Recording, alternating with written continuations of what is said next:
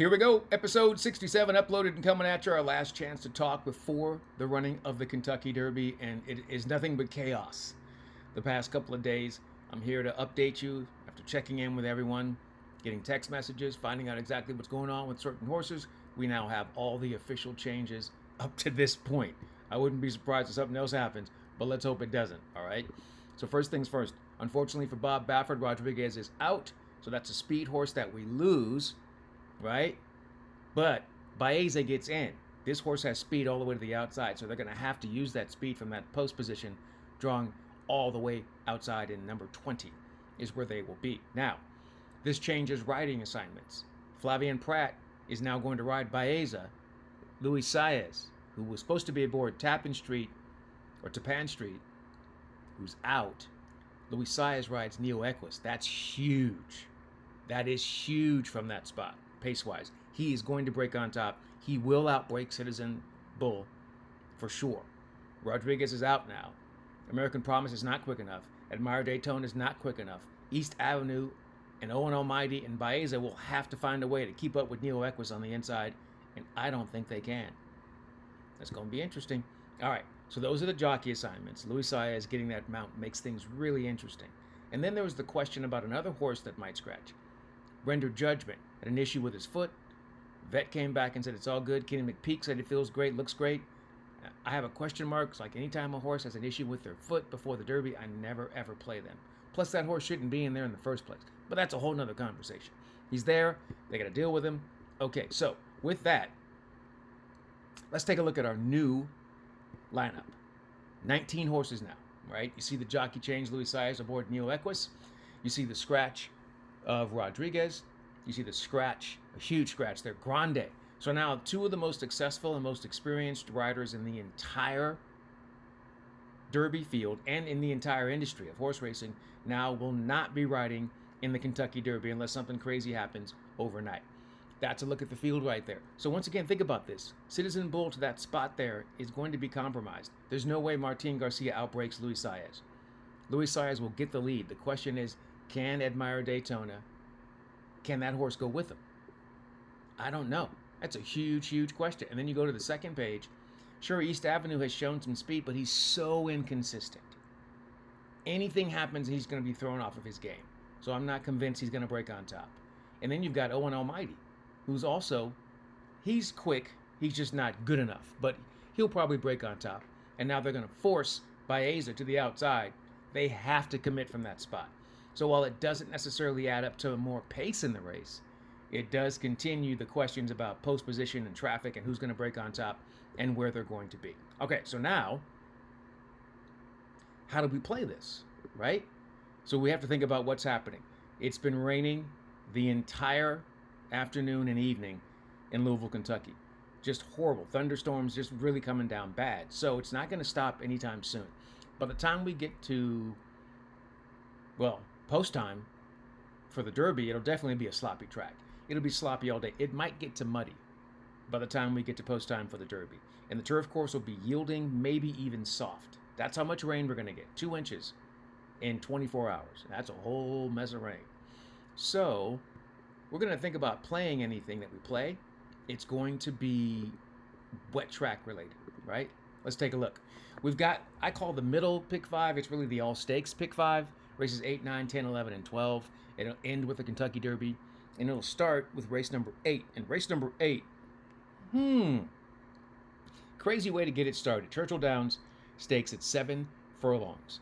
It's a good-sized field. I'm going to take a chance with Extra Anejo. That's the 6 in here with Joel Rosario. Great closing kick. Loves 7 furlongs. And I think likes Churchill Downs a lot. Has not been over the off track, but gets a 4:18 Tomlinson for the wet track. So we're not worried about that at all. And then we think Mind Frame, coming back off the layoff, has the perfect kind of stalking rating style and can be anywhere they want to be.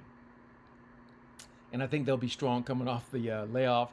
And maybe this will help kind of ease the pain for Ripoli and Todd Pletcher of having Grande scratch out of the Derby. So that's the way we start, right?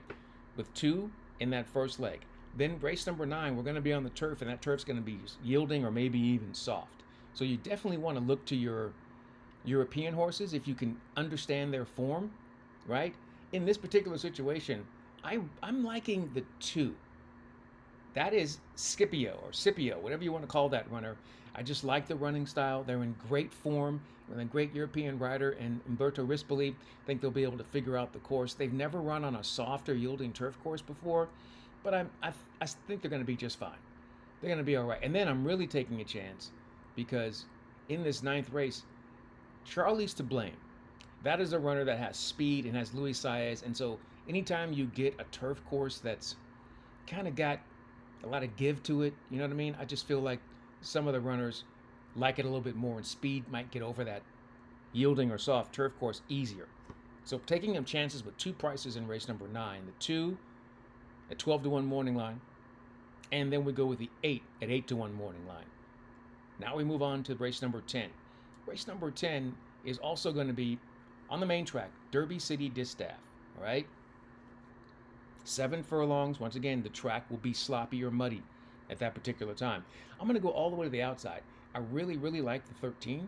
The 13 in here is My Main Squeeze. My Main Squeeze, the daughter of Audible, Luis Saez, is back again, a runner that's performed well over the sloppy track. So I look for that. Sloppy and muddy performances were good, including a victory over the sloppy track. They'll be making the move from off the pace. They'll have some pace to run at. And I also like the 10. The 10 is Darth Vader, and this is a runner that has had a couple of chances on the off track. I just like the rating style, second off the layoff for George Weaver. I think that horse is going to be great value, and Johnny V is in the irons. So I'm really taking some swings here in this pick 5 sequence. Then we move on to race number 11. That's going to be the Turf Classic. And on this particular one, you know what we're going to do? We're going to find ourselves some beautiful runners in here. And so that's the Old Forester Bourbon Turf Classic, we call it. Mile and an eighth on the turf course. And 8, 10, 12, cameo performance. Sitting off the pace, making that move, Luis Saez, great value, 20-1 morning line. The 10, Spirit of St. Louis, another one. This is for Chad Brown, Manny Franco. They should be in a great spot to make the move from off the pace, and it's a runner that has performed over the off or soft or yielding turf course, so that's important to me. And then there's the runner Gigante. That is the 12. All the way to the outside, another runner that will be sitting just off the pace, and a runner that has performed either on a soft turf course or good turf course. And so I like those performances, and that's what I'm looking for. By the time we get to the Kentucky Derby, race 12, the track will definitely be sloppy or muddy. And our horse, Final Gambit, has an outstanding Tomlinson number for the off track. We're trusting that pedigree and the breeding's going to come through. But we also feel like the 7 in here, Luxor Cafe, has had experience already on the muddy track and a good track. In fact, they've run 4 times on the off track with 3 victories. I think they may find this to their liking, and I think with the acceleration they have, I think they're going to be in a good spot when they turn for home. So that's how we deal with that, right? That's how you play that pick 5, and I probably am going to add that and go to $1 to make it a $48 play. But for now, we'll keep it there at 24 and give you some room to add if you want to. It's already a really aggressive. Like, I'm not really using any favorites in the sequence whatsoever. So it's already going to pay if it comes through. So adding it, doubling it, making it $1, that's us being greedy. But you got to be greedy every once in a while, especially if you think you're right, and I do. Then we go to how we make this work out with our straight investment for the Derby. You want to bet your horse heavy. If you think the horse can win, you want to bet him heavy. We go 50 to win on Final Gambit. And we're always going to do this because we missed out in 2005. Forgot to do it with Giacomo. It is the exacta. The key means that the 3 is the only horse we have on top, and that is the key to unlock the winning ticket. If the 3 is not on top, it doesn't matter. So 3 has to win, and then it doesn't matter who comes in behind the horse. Anyone can be second, and we win. It worked out. We did this with Country House. Unfortunately, we didn't get a big enough price running second, but still 65 to 1 on top. It was a nice exacta, so we're going to double up on that. $2 with the key of the 3 on top. 3 overall, $36 investment.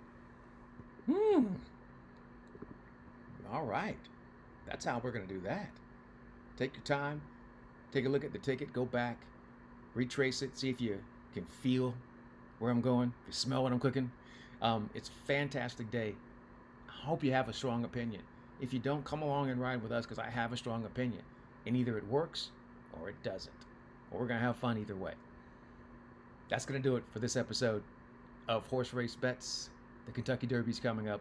Good luck and enjoy, and we'll come right back here after the race, recap it, and get you set for what's coming up next right here. All right, we'll see you then.